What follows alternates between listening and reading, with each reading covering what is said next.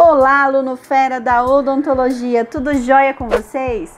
Eu sou a professora Júlia do grupo Aluno Fera da Odontologia. Antes de tudo, deixe um like, compartilhe este vídeo com os seus amigos e se inscreva no nosso canal. Ajude-nos a chegar na nossa meta de 10 mil inscritos. No episódio de hoje, nós vamos continuar com a nossa série Aprendendo através de perguntas. E o tema é Anatomia Dentária, parte 2. É importante que você assista todos os episódios dessa série para segmentar bem o conhecimento. Mas antes de tudo, roda a nossa vinheta!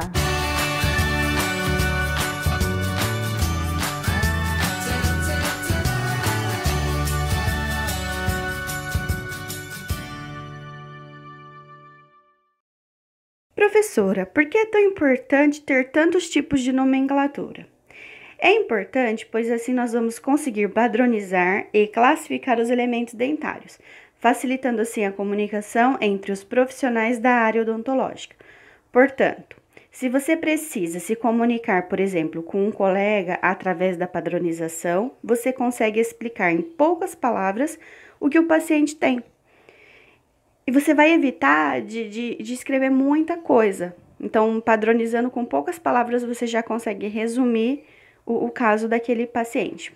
Quer um exemplo? Ó, um paciente que ele tem uma lesão de cárie na face mesial do elemento 18. Apenas dizendo isso, o outro profissional ele já vai saber direitinho o que você quis dizer. Então, é essa a importância. E sim, existem diferentes tipos de nomenclatura. Então, nós temos como exemplo a da FDI, a Palmer e a Sigmund.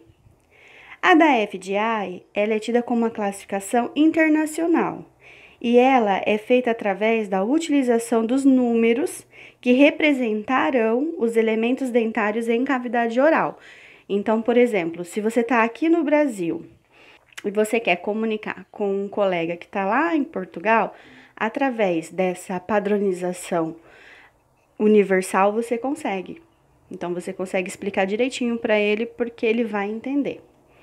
E como que é feito? Então, basicamente, nós temos alguns passos para você entender isso. Número 1, você vai imaginar o paciente de frente para você, tá? Então, como se você estivesse olhando para o paciente e em sentido horário. Então, imagina o paciente sentado e através do sentido horário que nós vamos nos localizar. Aí você vai dividir a cavidade oral do paciente em 4 quadrantes, onde cada quadrante será representado por um número. Agora, é importante que a gente lembre que o paciente tem o lado direito e o lado esquerdo. Esse é um ponto fundamental, pois nós vamos classificar de acordo com o lado e o quadrante da seguinte maneira. Então, o paciente ele vai ter a cavidade oral dividida em superior e inferior, certo? Então, maxila e mandíbula.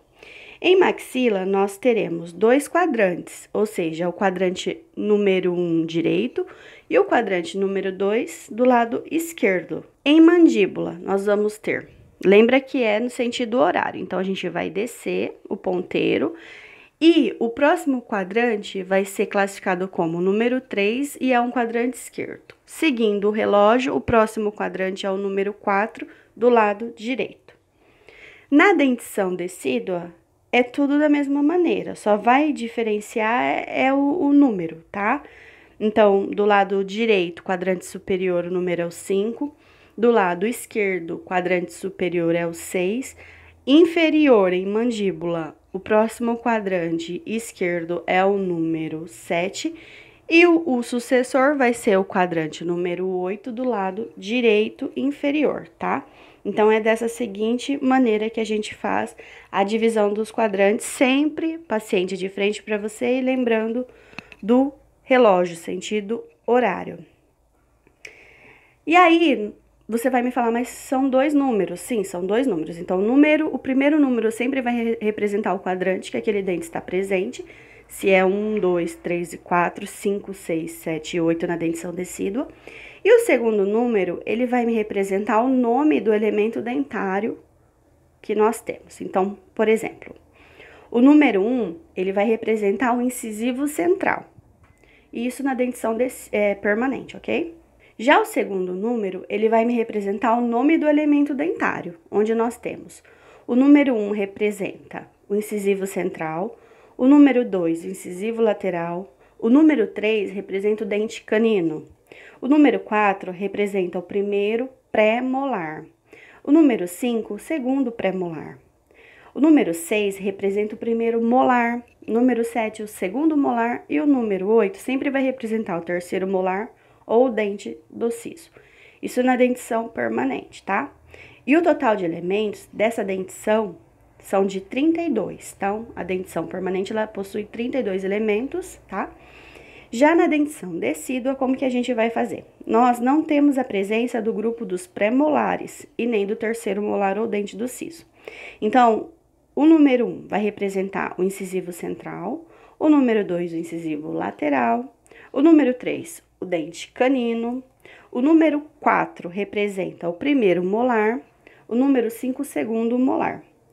E o total de elementos são de 20 na dentição decídua. Então, cada numeração vai representar o dente, ok? Então, vamos recapitular agora uma parte importante que seriam as funções de cada grupo dentário. Então, nós temos o grupo dos incisivos, que tem por função a apreensão do alimento. O grupo dos caninos, que eles vão dilacerar, rasgar o alimento. O pré-molar e o molar, que são dentes posteriores, que eles possuem aquela mesa oclusal que a gente já conversou, eles vão fazer a trituração dos alimentos, tá? O odontograma. O odontograma, o que ele representa? Ele representa graficamente, através dos números, os dentes e seus respectivos quadrantes. Neles, nós temos a notação dentária decídua e permanente, neste caso que eu estou te mostrando. Mas existem odontogramas só para dentição decídua e só para dentição permanente, separado. Aqui a gente colocou uma imagem que tem as duas representações, ok? Para lermos o odontograma, nós vamos ter como exemplo o número 38. Vamos lá? Então, sempre você vai pensar assim, tá? O primeiro número representa o quadrante e o segundo número ele representa o nome do dente.